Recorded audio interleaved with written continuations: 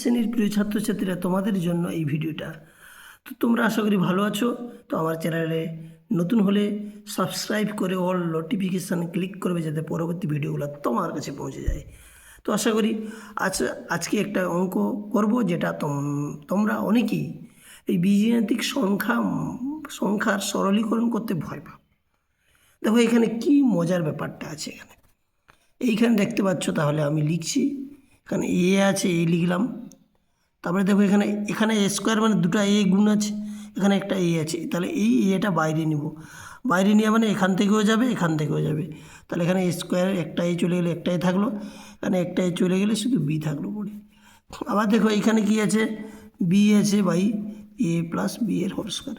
তো এখানে মজার ঘটনাটা কি ঘটেছে দেখো, তাহলে এখানে এ প্লাস বি আছে, এখানে এ প্লাস বি এর হোল স্কোয়ার, মানে এখানে দুটা এ প্লাস বি গুণ আছে। তাহলে লসাগুটা যখন করব আমরা নিজেরটা এই বেশিটাই নিব, অর্থাৎ এ প্লাস বি এর হোল স্কোয়ারটা নিব। আর এখানে এ পড়ে আছে, ধরো এ লিখলাম। যখন আমরা এটাকে ভাগ করব, দিয়ে এই ভাগ পড়লে এর সাথে গুণ করতে হবে হর দিয়ে, তাহলে এ কেটে যাবে, এ প্লাস বি একটা চলে যাবে, তাহলে আর কি পড়ে থাকবে, এ প্লাস বি পড়ে থাকবে।